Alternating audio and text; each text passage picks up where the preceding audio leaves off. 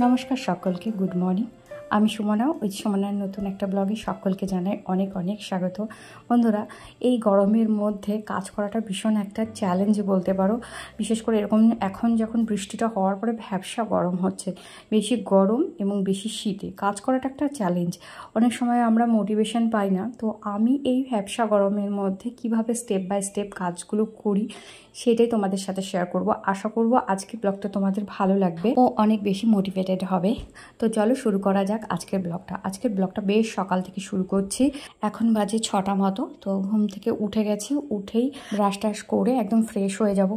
মেয়ে ওঠার আগে আমি ফ্রেশ হয়ে ওঠার চেষ্টা করি, এতে করে আমার সুবিধা হয়। কারণ ও ঘুম থেকে উঠলে ওর কীরকম মেজাজ থাকবে আমি জানি না। কোনো দিন কোলে বসে থাকে, কোনো দিন বেশ জলি থাকে আর কি, উঠেই হাসাহাসি করে, বেশ একটা উৎফুল্ল ভাব থাকে। আর কোনো দিন এত কান্নাকাটি করে আর করে না, আর কি বলবো, মানে তখন ওকে কোল থেকে নামিয়ে কাজ করাটাই দায় হয়ে পড়ে। আর বিশেষ করে গরমের মধ্যে বন্ধুরা, যদি সকাল সকাল উঠে কাজগুলো কমপ্লিট করতে পারো তাহলে কিন্তু বিশাল বড় গেনার হবে। কেননা বেলা বাড়ার সাথে সাথে তাপটাও বাড়বে। আর এখন যা ভ্যাপসা গরম পড়েছে, একদম ঘেমে নিয়ে স্নান। তো ঘুম থেকে উঠেই আমি ব্রাশটা করে নিয়েই আমি কিন্তু ঘরটা মুছি। ঘরটা ঝাড় দিইনি, তার কারণ বলছি, কালকে সন্ধ্যাবেলাও একবার ঘর মুছেছিলাম যাতে ঘরটা ঠান্ডা হয়, সেই জন্য। এটা না মাকে দেখে শিখেছি। মা আগে তো এসি ছিল না আমাদের বাড়িতে, তো ভীষণ গরম পড়লে মা দেখতাম 2-3 বার করে একটু জল করে ঘর মুছতো আর ফ্যানটা ছেড়ে দিত। আর এতে মনে হতো যে ঘরটা বেশ ঠান্ডা হয়ে গেছে। তো আমিও সেই সবগুলো শিখেছি। তো আমিও কালকে সন্ধ্যাবেলার দিকেই ঘরটা মুছেছিলাম। তো সেই জন্যে আমার ঘরটা বেশ পরিষ্কার আছে, ঝাড় দেওয়ার একদম প্রয়োজন নেই। জাস্ট একটু মপটা বুলিয়ে নিচ্ছি, এতে আমার ঘরবাড়িগুলো একদম পরিষ্কার পরিচ্ছন্ন। তারপর দেখো গাটাগুলো ধুয়ে আসলাম, ঘামে তো একদম স্নান করে গেছি। তো গাটা ধুয়ে এসে বাসি ফুল টুলগুলো ফেলে এখন একটু আমি ফুল তুলতে যাব। তো ফুল তুলতে এসে এখানে আমার একটা বেলি ফুল গাছ আছে, আর বেলি ফুল গাছে না কিছুতেই ফুল আসছে না। বেলি ফুল গাছে তুমি দেখবে যে নতুন যে ডালটা বেরোয় সেটাতেই ফুল হয়, আর যেটাতে ফুল হয়ে গেছে সেইগুলো কেটে দিতে হয়। আর আমি আজ দেবো কাল দেবো, ওই কাঁচিটা নিয়ে আসা হয় না বলে আর হচ্ছে না। তো ভাবলাম এখনও মেয়েটা যখন উঠিনি, তবে এই কাজটা আমি সেরেই নিই। ওই জন্য ভালো করে সমস্ত ডালগুলো কেটে দিচ্ছি। পুরনো যেগুলো ডাল আছে এর পাশ দিয়ে যে নতুন যে ডালগুলো বেরোবে সেটা দিয়েই তোমার ফুলটা হবে। তো দেখা যাক কীরকম ফুল হয়। আর কিছু সার টার তো দিই আমি সাধারণত কী বলো তো, ভার্মি কম্পোস্টই দিই। কেননা আমি একসাথে অনেকটা কিনেছিলাম ভার্মি কম্পোস্ট, সেটাই সাধারণত সব গাছে আমি দিই। এছাড়া আর তেমন কোনো সার টার নেই আমার। আর এই গাছগুলোতে আজকে একদম ফুল নেই না কেউ সকালবেলা ফুল তুলে নিয়ে গেছে বুঝতে পারছি না। আমার মনে হয় ফুল তুলে নিয়ে গেছে, কেন বলো তো, একদম ফুল নেই এরকম হয় না। তো ভেতরের গাছ থেকে কিছু ফুল তুললাম আর কিছু অপরাজিতা তুললাম, তুলে নিয়ে তারপর আমি আর আমার মেয়ে এখন খাওয়া দাওয়া করছি আর একটু গল্প করছি। দেখো ও হাতে নেল পালিশ পরেছে, আর তোমাদের লাস্ট ব্লগে দেখিয়েছিলাম আমার মেয়ে নেল আর্ট লাগিয়ে এসছে। তো নেল আর্টে সেটাই আমাকে বলছে, মাম্মা আমি কি দেখাবো? নেল আর্টে যে স্টিকারগুলো থাকে না, স্টিকারগুলো উঠে গেছে। তো বেচারা খুবই দুঃখিত, ওটা আর দেখাতে পারবে না, কিন্তু নেল পালিশ পরেছে সেটা ও দেখাবে। দাঁড়াও তোমাদের পরে দেখাচ্ছি। তার আগে আমি রান্নাটা একটু এগিয়ে নিই। এখানে কাল রাত্রিবেলা কাবলি ছোলা আমি ভিজিয়ে রেখেছিলাম, তো সেটাই আমি একটু সেদ্ধ করতে দিচ্ছি। কাবলি ছোলার মধ্যে যদি একটু আদা থেতো করে দিতে পারো, তারপর গোটা গরম মশলা দিতে পারো, লঙ্কা, হলুদ আর নুন একসাথে যদি দিতে পারো, দিয়ে তারপরে কাবলি ছোলা যদি সেদ্ধ করো, তারপর যদি রান্না করো, তাহলে না সেই কাবলি ছোলার টেস্টটাই একদম অন্যরকম হয়। আর এখানে দেখো আমি তোমাদের কি দেখাচ্ছিলাম বলো তো, কালকে রাত্রে একটু আলু আমি খোসা ছাড়িয়ে জলে ডুবে ফ্রিজে রেখেছিলাম। নর্মাল ফ্রিজে, কিন্তু পুরো চাকা হয়ে একদম বরফ জমে গেছে। তো সেটাই তোমাদের দেখাচ্ছিলাম। আর আমার কন্যে দেখো, তোমাদেরকে এই নেল পালিশ দেখাচ্ছে, এটা মাসমণির কাছ থেকে পড়ে এসছে। আর এই হচ্ছে চুলটা আমি কেটে দিয়েছি জানো তো। আজকে সেলুনে নিয়ে যাব, কাল সেলুনে নিয়ে যাব, সেটা আর কিছুতেই হচ্ছিল না।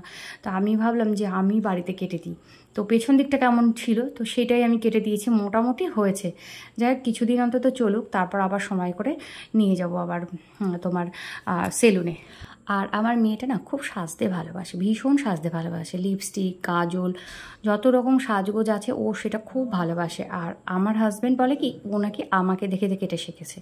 আমি কিন্তু খুব বেশি সাজি না বন্ধুরা, তোমরা অনেকে হয়তো দেখেছো। হ্যাঁ, তবে খুব ভালো কোনো পারপাস হলে তখন হয়তো সাজি, সেটা আলাদা কথা। কিন্তু সবসময় সেজে গুজে বেরোই সেটা কিন্তু আমি করি না। তো আমাকে দেখে কি করে শিখলো, মানে আমাকে দোষ দেয় যে এই সাজগোজের জন্যেই না আমার মেয়েটার পড়াশোনা হবে না। আমার মনে হয় সব হাজব্যান্ডরাই এরকম, যে ভালো কিছু হলে আমার ছেলে মেয়ে, আর যদি খারাপ হয় তাহলে সেটা বউয়ের ছেলে মেয়ে হয়ে যায়। ব্যাপারটা আমারও সেই রকমই। তোমাদেরও সাথে এরকম হয় কিনা অবশ্যই আমাকে জানিও। আমার মনে হয় সব হাজব্যান্ডরা অলমোস্ট একই রকমই হয়। তো যাই হোক, এখানে দেখো আমি রান্না চাপিয়ে দিয়েছি। কাবলি ছোলার ফোড়নে দিলাম সর্ষের তেল, তার মধ্যে দিলাম শুকনো লঙ্কা, তেজপাতা, একটু কাঁচা লঙ্কাও দিয়েছি, কারণ শুকনো লঙ্কার ঝাল আমরা খেয়ে সহ্য করতে পারি না। আর দিলাম পেঁয়াজ, রসুন, আদা, জিরে, আর দিয়েছি একটুখানি তোমার সস, টমেটো সস। টমেটো নেই তাই টমেটো সস, টমেটো থাকলে টমেটো দিই, আর টমেটো না থাকলে টমেটো সস দিই। আর এখানে আমি একটা বড় দেখে একটা আলু দিয়েছিলাম গোটা, এটাকেই আমি একটু ভেঙে ভেঙে টাইপের দেবো। সাধারণত এরকম করি না, তবে একটু আলসি লাগলে এরকম করি। সাধারণত আমি কী করি বলো তো, ছোটো ছোটো যেরকম গোটা গোটা করে আলু ভাজে না, ওরকম করে করে ভেজে নিই, ভেজে নিয়ে তারপরে আমি ঘুগনিতে সাধারণত দিয়ে থাকি।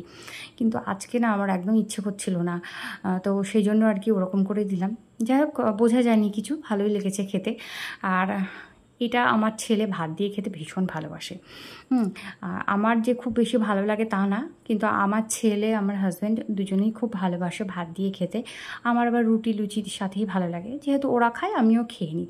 মেয়েদের জন্য আমার মনে হয় না আলাদা কিছু মেয়েরা করে, অন্যের জন্য মানে ছেলে বা মেয়ে বা হাজব্যান্ডের জন্য ওরা এটা ভালোবাসে সেটা করলাম, সেটা আলাদা। আমি ভালোবাসি সেই জন্য উদ্যোগ করে খুব কমই কিছু করা হয়। মনে হয় কি ওটা একটা ঝামেলার ব্যাপার, ও সব না করলেও চলবে, যা রান্না হয়েছে তাই খেয়ে নিই। তো ম্যাক্সিমাম মেয়েদের ক্ষেত্রেও এটাই হয়, তো আমার ক্ষেত্রেও তাই হয়, যা হয় আমি খেয়ে নিই। অত ভালো ভালো মানে যখন মায়ের কাছে ছিলাম এটা খাবো না, ওটা খাবো না, এটা লেগেই থাকতো। আসলে নিজেদের তো করতে হতো না, তো মাকে দিয়ে করাতাম সব কিছু, ওই জন্য অত কিছু বায়না ছিল। এখন যেই নিজেকে করতে হয়, এখন আর অত বায়না আর আমার নেই। যা হয় সব খেয়ে নিই, যেটা ভালো লাগলেও খাই, না লাগলেও খাই, মানে পেটটা ভরা নিয়ে কথা, এরকম ব্যাপার চলে এসছে। তো দুদিন ধরে এই বেসিনটা আমার পরিষ্কার করা হয়নি। তো এটা না আমি ওই যে জালি হয় না, তার জালি যেগুলো দিয়ে কড়াই মাঝে, সেটা দিয়ে আমি মেজে দেখলাম বন্ধুরা, এত ভালো পরিষ্কার হয়েছে। আর কি বলো তো, আমার এই যে বেসিনটাতে না, মানে সিঙ্কটাতে ওই যখন পুট্টি করেছিল ওরা পুট্টি ধুয়েছে, কালার ধুয়েছে, এই জন্য আমার সিঙ্কটা দেখবে অতটাও চকচকে না। ওই যে কালারটা বসে গেছে ওই সবগুলো, তারপর থেকে কিছুতেই সেই সাদা ভাবটা আমি কিছুতেই এত পরিষ্কার করেও যাচ্ছিল না। তো ওই তার জালি দিয়ে পরিষ্কার করাতে অনেকটা পরিষ্কার হয়েছে এবং চকচকে হয়ে গেছে। আমার তার জালি দিয়েছি, তার উপরে একটা পুরোনো স্কচ ব্রাইট দিয়ে দিয়েছি যাতে আমার হাতে না লাগে। তো তার জালিটা ছোট, অল্প একটুখানি ছিঁড়ে নিয়ে দিয়েছি। তো বেশ ভালো কাজ হয়েছে, তোমরাও এইটাকে অ্যাপ্লাই করতে পারো। আমার জানি না, হয়তো আমি বোকা এতদিন করছিলাম না, তোমরা হয়তো করো। তো যাই হোক, বেশ পরিষ্কার হয়েছে আর এখন বেশ ভালোই লাগে। আশা করছি আরও কিছুদিন করার পরে একেবারেই চকচকে হয়ে যাবে ব্যাপারটা। আর এখানে এসে আমার অল পারপাস যে ক্লিনারটা আছে বাড়িতে তৈরি, সেটা দিয়ে আমার পুরো রান্নাঘরটা আমি এবার পরিষ্কার করে নেব। আর রান্নাবান্নার শেষে আমার কাজ কিন্তু অলমোস্ট কমপ্লিট হয়ে গেছে। এখন আমি স্নান করব আর পুজো দেবো, তা সেটা তোমাদের দেখালাম না বন্ধুরা। আশা করছি এই ভিডিওটা তোমাদের অন্যান্য ভিডিওর মতো ভালো লেগেছে। প্লিজ ভালো লাগলে লাইক, কমেন্ট, শেয়ার করে দিও। আজকের মতো বিদায় নিচ্ছি, আবার দেখা হবে নতুন কোনো একটা ব্লগে। ততক্ষণ সবাই খুব ভালো থেকো, সুস্থ।